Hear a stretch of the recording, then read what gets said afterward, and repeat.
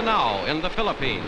United States Navy fighters and bombers in clashing low-level attacks on Japanese shipping in Mindanao Harbor. Clearing a fiery way for the liberation of the Philippines, 18 ships were sunk, 19 damaged in this raid alone.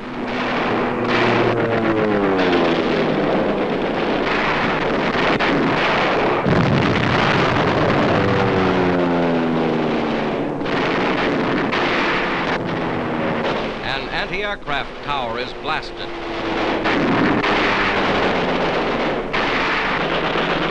Enemy planes are hit.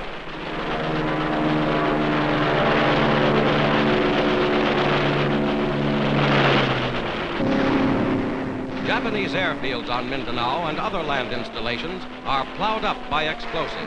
70 Japanese planes destroyed. An early taste of the full fury to be unleashed on the enemy in the Philippines.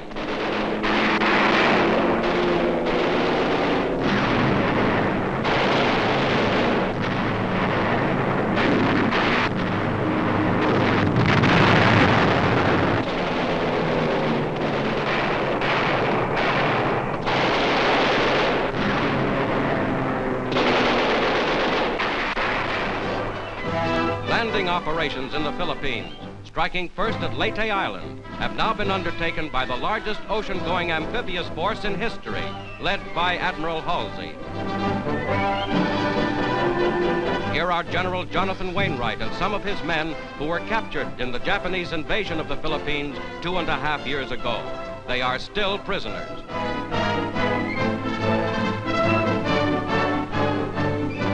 But now, fulfilling his pledge to the Filipino people, General Douglas MacArthur has returned, accompanied by overpowering military strength and by every able-bodied man who, under orders, left the Philippines with him.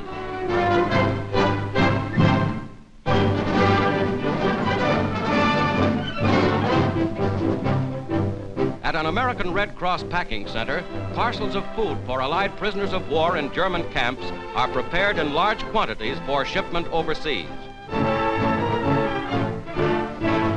Each box contains biscuit, cheese, tinned meats, raisins, cigarettes, and other items, scientifically planned to fill out a healthful diet on the basis of enemy prisoner of war food rations for 1 week.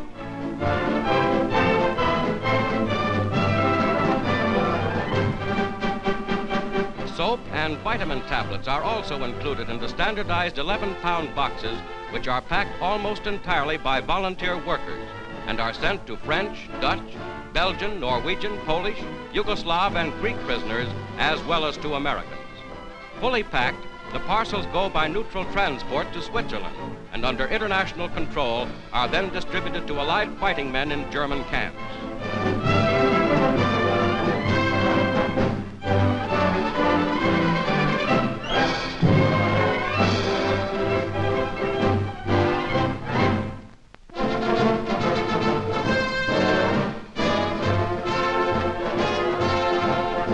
The Military Academy of Montevideo, Uruguay, completes its 59th year, and President Juan Jose Amatziga arrives for formal ceremonies marking the anniversary.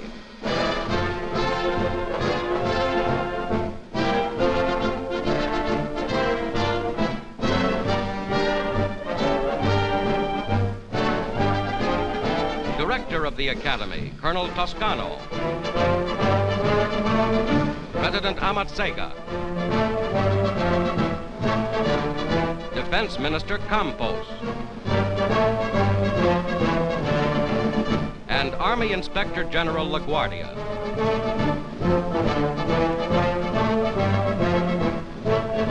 Top-ranking cadets are honored.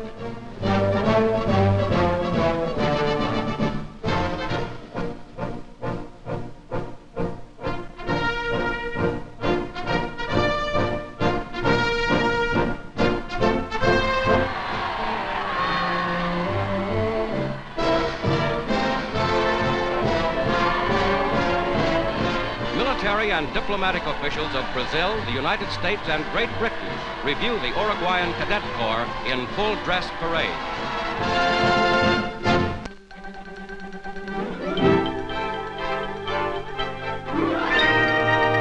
A triumph of mathematical and mechanical skill is this great new automatic calculator at Harvard University.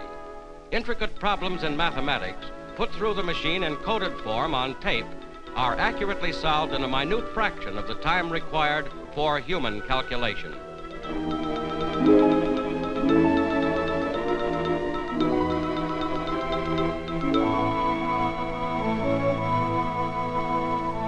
Designed to expedite all forms of mathematical and scientific research, the giant mechanical brain will work for the United States Navy until war's end.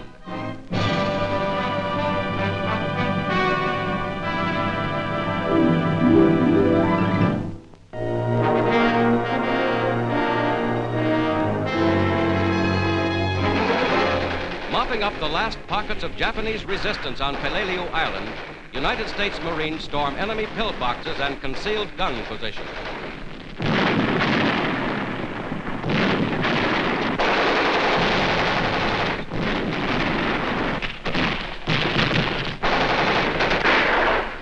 Stiff fighting along a jungle ridge. A Japanese comes into the open, throws a yard-long grenade before being hit.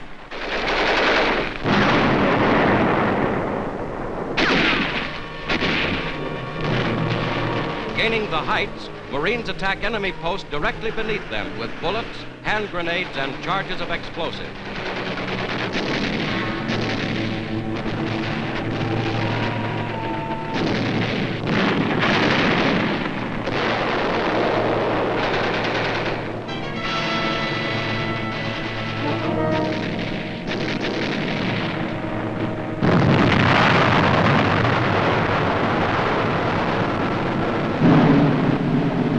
The American flag is raised over Marine headquarters on Peleliu, stepping stone to the Philippines.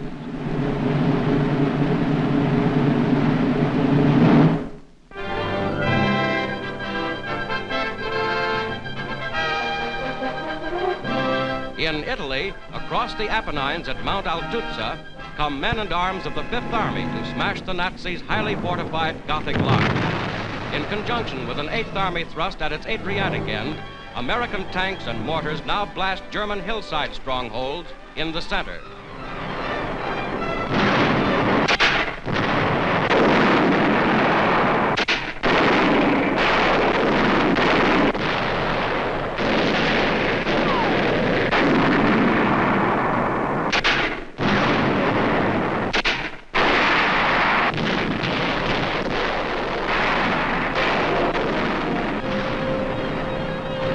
After 10 days, the Germans are driven almost entirely out of their fixed defense positions.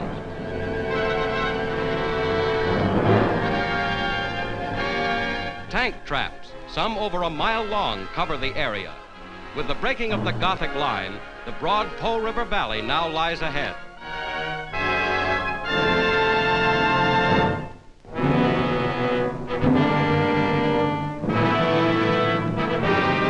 The great French port of Brest, after 46 days of fighting, finally falls to United States troops.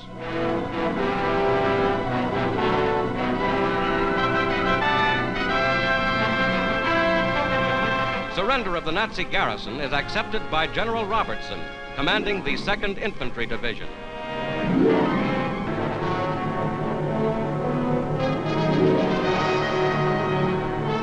Leading his dog, General Ramke, German commandant at Brest, gives himself up. Prisoners are marched off to detention camps. By holding out here at Brest, as in every French port, the Germans gained time for their retreat to the Siegfried Line, but they were foredoomed to failure.